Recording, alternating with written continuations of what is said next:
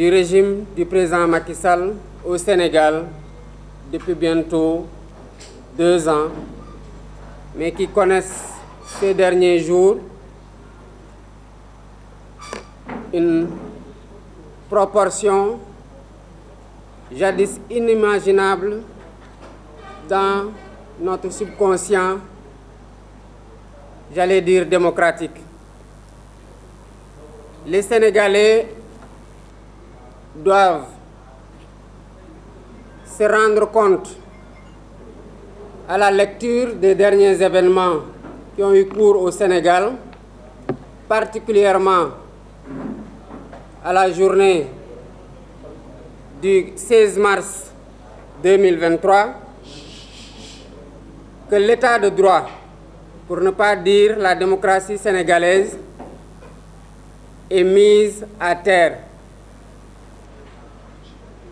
par le président Macky Sall qui vient de confirmer son obstination à piétiner l'opposition politique, la société civile, comme les populations de façon générale, dans l'unique dessein de maintenir sa dynastie à la tête du Sénégal.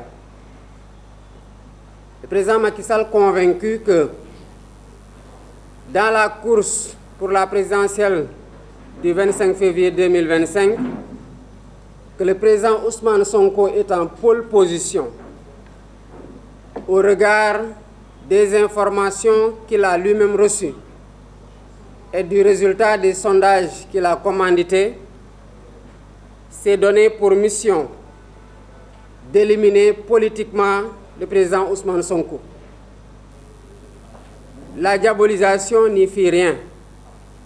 Les entraves à sa liberté de réunion et de circulation ont connu un cuisant échec.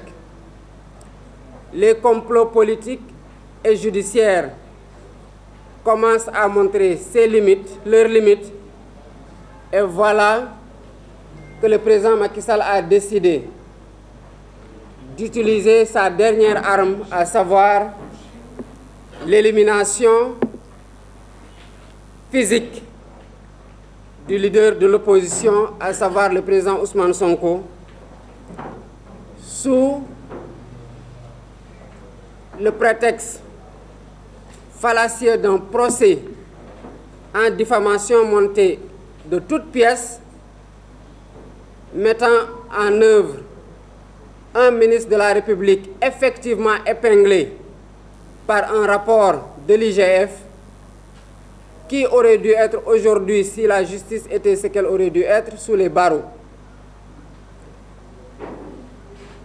À chaque fois que le président Ousmane Sonko est convoqué, c'est le prétexte de s'en prendre physiquement à lui. Et cela a connu son comble le 16 mars avec une tentative d'assassinat sur fond d'empoisonnement, il faut le dire. Le comble du banditisme d'État ressort de la bouche même de ses ministres. Après le ministre de la Justice, qui a déjà condamné le président Ousmane Sonko pour diffamation en ignorant royalement sa présomption d'innocence, c'est au tour du ministre de la Communication, M. Moussa Bocar Thiam, qui a dit que le président Ousmane Sonko sera condamné. Voilà donc un citoyen qui va en justice avec ses avocats, ses moyens de défense, qui est déjà condamné, et le verdict est livré aux populations avant la tenue du procès par les ministres mêmes qui siègent à la même table que le président de la République au Conseil des ministres. Voilà pourquoi il est du devoir de tous les patriotes de résister face à cette oppression, face à cette commande politique, face à une justice couchée qui joue au bras armé dans toute tentative de liquidation des adversaires politiques. Jamais dans l'histoire politico-judiciaire du Sénégal, un simple procès en diffamation, comme ils le disent, n'a nécessité la mobilisation des forces de l'ordre et des corps d'élite. Il s'agit du GIGN et de la BIP et maintenant de l'armée. La folle volonté du président Macky Sall est de sbire, d'empêcher par tous les moyens illégaux la candidature du président Ousmane Sonko, quitte à attenter à sa vie, à celle même de ses avocats et à marcher sur ses cadavres, ne connaît plus de limites. On s'en rappelle tous, lors du giga meeting de la coalition Yewwi Askan Wi aux Parcelles Assainies, le président Sonko a décidé de ne plus se faire dicter un itinéraire non sécurisé pour se rendre au tribunal et a invoqué sa liberté constitutionnelle à circuler librement en tant que citoyen libre dans un pays libre. L'itinéraire qu'on veut tout le temps lui imposer, comme on l'a noté lors de son retour du tribunal le 16 février 2023, est truffé de nervis. On se rappelle de son échange de propos avec les éléments d'élite, où il leur dit clairement que si, malgré votre dispositif, vous n'êtes pas en mesure de faire face à des nervis, c'est parce qu'il y a problème. Et dès la sortie du tunnel, on a vu que c'est les nervis même qui ont tiré des fusils à pompe. On les a vus le 16 mars opérer de façon aux yeux des forces de l'ordre impunément avec des machettes, des fusils à pompe, des coupes-coupes et des couteaux. Au moment où nous vous parlons, lors du procès du 16 mars, il y a eu 5 manifestants qui ont été poignardés par des nervis. Parce que ce n'est pas les forces de l'ordre qui poignardent, c'est les nervis qui les ont poignardés. Et il y en a 3 qui ont été opérés, qui sont présentement hospitalisés.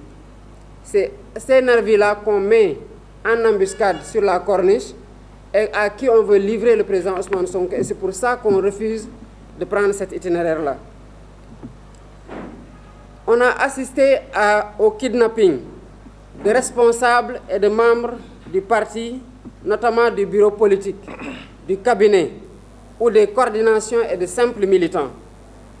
Le stratagème du gouvernement, c'est de maintenir le plus longtemps possible en détention et d'essayer de décourager les masses résistantes à continuer à résister sur le terrain des luttes politiques. Nous assistons aujourd'hui au Sénégal à des citoyens, à des scènes où des citoyens comme Dame Mbodj, après avoir participé à une émission où il n'a dit aucun propos qui lui vaut une poursuite pour appel à insurrection ou pour diffamation ou pour autre chose, donc des propos corrects et républicains dans le sens de la vérité, a été poursuivi notamment sur la corniche et où son véhicule a essuyé des tirs à balles réelles et jusqu'à présent, le gouvernement n'a ouvert aucune enquête et une certaine presse même s'en défend d'évoquer clairement le sujet. Cette tentative d'assassinat non élucidée montre que le gouvernement n'a aucune limite dans l'élimination physique de toutes les voix discordantes, notamment de l'opposition, et c'est ce qui a valu à notre leader une tentative d'empoisonnement sur laquelle nous reviendrons. On peut rappeler les épisodes. Déjà le 16 février 2023, on a participé au guet-apens du tunnel de Soumbédioune. Qu'est-ce qu'on voulait faire sous le tunnel? Face au refus, on a quand même vu que des grenades lacrymogènes, malgré l'engagement des forces de l'ordre, à se porter garant de la sécurité du président Ousmane Sonko sous le tunnel, des gaz ont été mis là-bas. Cela signifie que s'ils avaient spontanément exécuté leur ordre de suivre le tunnel, l'irréparable allait se produire. Combien de fois le président Ousmane Sonko a fait l'objet de séquestration? Quel est le citoyen aujourd'hui au Sénégal, libre, non condamné, fait l'objet de séquestration et qui, à la veille de chaque audience, voit les corps d'élite venir séquestrer son domicile, empêcher ses enfants de se rendre à l'école, empêcher ses épouses d'aller au travail, empêcher ses collaborateurs d'aller discuter avec leur chef de parti. Quel est le citoyen ou le responsable politique qui fait qui fait l'objet d'autant de persécutions, d'autant d'entraves à ses libertés les plus fondamentales qui sont garanties par la Constitution? Nous prenons l'opinion nationale et internationale à témoin que tout ce qui arrivera au président Ousmane Sonko et qui ressortirait du gazage dont il a fait l'objet le 16 mars sera de la responsabilité exclusive du président Macky Sall et de son ministre de l'Intérieur qui donne les ordres sur le terrain. Ces actes ignobles et barbares contre le président Ousmane Sonko et même ses avocats et ses militants feront l'objet de plaintes que le parti va déposer pour tentative d'assassinat et pour atteinte à l'intégrité physique de tous ceux qui en sont victimes, qu'il s'agisse du président Ousmane Sonko, de ses avocats et des militants et responsables de PASTEF. À ce jour, nous informons le président Ousmane Sonko, l'opinion nationale et internationale, que l'état de santé du président Ousmane Sonko est extrêmement préoccupant. Jusqu'à présent, nous-mêmes les responsables du parti, nous peinons à le voir. Ça signifie que sa situation clinique est extrêmement préoccupante pour nous et pour les médecins qui sont à son chevet. Voilà pourquoi le parti a décidé de mettre tous les moyens à notre disposition pour procéder à son évacuation en rapport avec ses avocats à l'étranger pour voir le degré de nocivité du gaz qui lui a été aspergé. Nous informons aussi comme le maître Ciré Clédor, qui n'a pas d'entrave par rapport à son passeport, a été envoyé en France pour subir les tests que nous voulons que le président Ousmane Sonko lui-même subisse. Nous exigeons dans ce registre alors que son passeport lui soit tout de suite restitué pour permettre de procéder sans délai aux formalités permettant de le sortir du territoire pour prendre en charge de façon correcte ses soucis de santé découlant des effets de la substance dont il a été aspergé. Rien ne nous rassurera par rapport à ça. Des échanges qu'on a eus avec des toxicologues nous renseignent qu'il y a des gaz qui, administrés et pendant un certain temps, ne peuvent plus être découverts mais continuent à faire leur effet sur le long terme. Et cela nous fait interroger sur la nécessité qu'ils ont eue à l'asperger de gaz, à le conduire chez lui, à empêcher même que l'ambulance vienne le prendre pendant 6 heures de temps. Pourquoi, après qu'il soit revenu chez lui, continuer à empêcher même que l'ambulance vienne à son chevet pour que les observations et les examens qu'il aurait pu faire lui soient administrés dans la clinique où on voulait le conduire? Est-ce qu'il voulait attendre que ce temps-là soit écoulé pour qu'on ne puisse plus retrouver de substances et que les effets continuent à se faire sentir sur sa santé à long terme?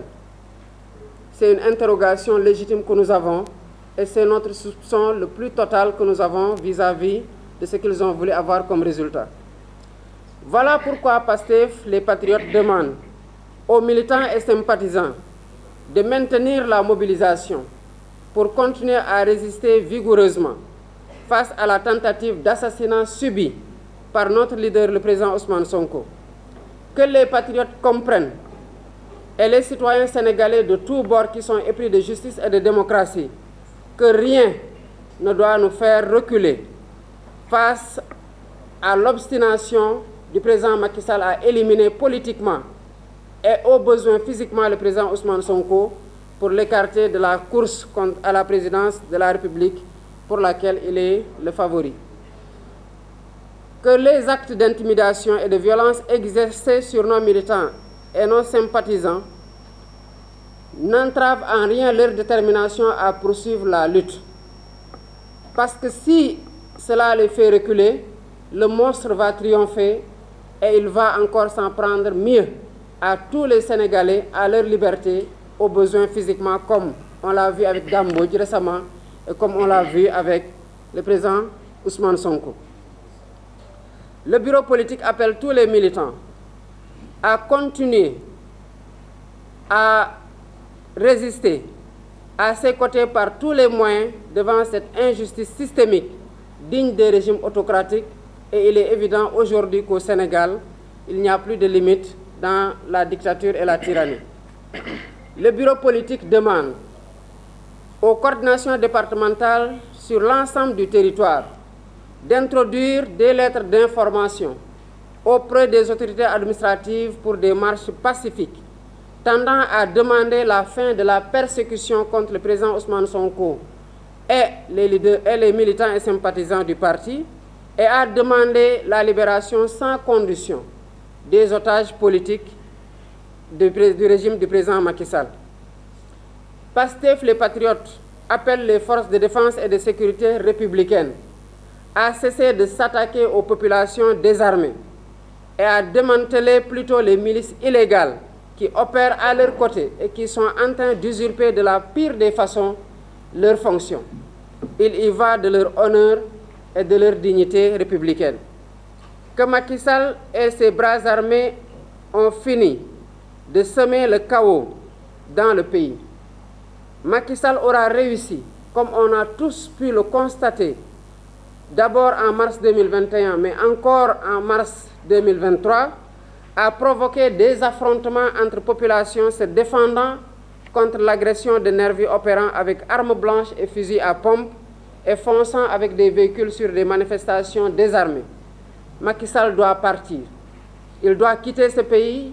Il n'a plus la légitimité de continuer à le diriger et toutes les manifestations doivent aller dans le sens de le contraindre par la voie pacifique à quitter ce pays.